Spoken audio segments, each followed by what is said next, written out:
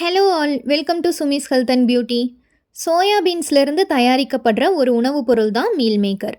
இந்த மீல் மேக்கரை யாரெல்லாம் சாப்பிட்லாம், யார் சாப்பிடக்கூடாது, இதில் இருக்கிற நன்மைகள் தீமைகள் இதை பற்றி தான் இந்த வீடியோவில் பார்க்க போகிறோம். இப்போ தான் நம்ம சேனலை ஃபர்ஸ்ட் டைம் பார்க்குறீங்கன்னா மறக்காமல் சப்ஸ்கிரைப் பண்ணிவிட்டு பக்கத்தில் இருக்கிற பெல் ஐக்கான் கிளிக் பண்ணி அதில் ஆளுங்கிற ஆப்ஷனும் கொடுத்துக்கோங்க. மீல் மேக்கர் சாப்பிட்றதுனால கிடைக்கக்கூடிய நன்மைகளை ஃபஸ்ட்டு பார்த்துடலாம். நமது உடலுக்கு புரதம் அடிப்படை சத்தாக இருக்கு. இத்தகைய சத்துக்கள் கடல் உணவான மீன்களில் அதிக அளவில் காணப்படுது. அதே போல மீல் மேக்கரிலும் அதிக அளவில் புரதச்சத்து இருக்கு.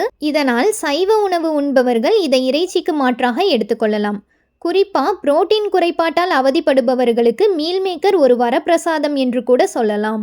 உடல் எடையை குறைக்க நினைப்பவர்கள் மீல் மேக்கர் சாப்பிடுவது நல்லது. மீல் மேக்கர் நமது உடலில் உள்ள உறுப்புகளை சுற்றி கொழுப்பு சேராதவாறு பார்த்து கொள்ளும். இதனால் உடல் எடை குறையும். மீல் மேக்கரில் புரதம், நார்ச்சத்து, ஒமேகா 3 கொழுப்பு அமிலங்கள் ஆகியவை அதிக அளவில் இருக்கு.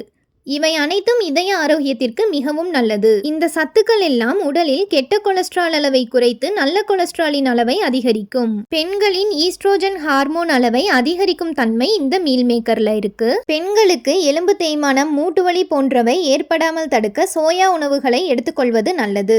இதில் நார்ச்சத்து உள்ளதால் குடல் இயக்கத்தை சீராக்க உதவுகிறது. செரிமான ஆரோக்கியத்திற்கும் நன்மை தரும். இதில் கால்சியம் மற்றும் மெக்னீசியம் இருப்பதால் எலும்புகளின் ஆரோக்கியத்திற்கு நல்லது. ஆஸ்டியோபோரோசிஸ் நோயின் அபாயத்தை குறைக்கவும் உதவுகிறது. இதுல இருக்கிற நன்மைகளை பற்றி பார்த்தாச்சு. அடுத்தது மீல் மேக்கர் யாரெல்லாம் சாப்பிடக்கூடாதுன்னு பார்க்கலாம். ஆண்கள் இதை சாப்பிடலாமா கூடாதா என்ற சந்தேகம் பொதுவாக இருக்கும்.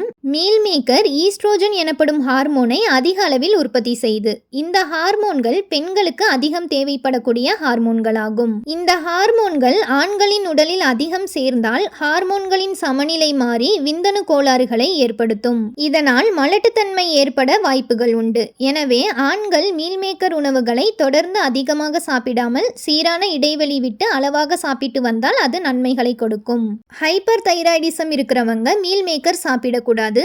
மீல் மேக்கர்ல காணப்படுற சில கலவைகள் தைராய்டு செயல்பாட்டில் குறுக்கிட்டு இந்த நோய்களை தீவிரப்படுத்தும்.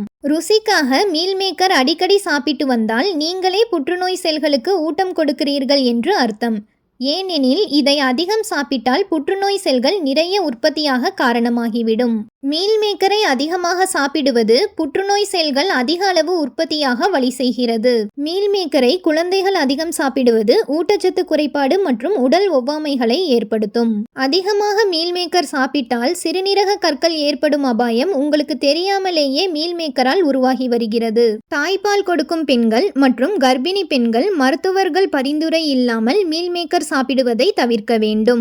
மீல் மேக்கரை பச்சையாக உண்பது நச்சுத்தன்மை அளிக்கக்கூடியதாகும். எனவே சாப்பிடும் முன்பாக அவை முறையாக சமைக்கப்பட வேண்டும். நாம் உண்ணும் எல்லா உணவிலும் ஏதேனும் பக்க விளைவுகள் இருக்கத்தான் செய்கின்றன. எதையும் அளவோடு எடுத்துக்கொண்டால் நல்லது. ஆனால் விருப்பம் காரணமாக ஒரே உணவை அதிகமாகவும் அடிக்கடியும் எடுத்துக்கொள்வதை தவிர்த்து கொள்ளுங்கள்.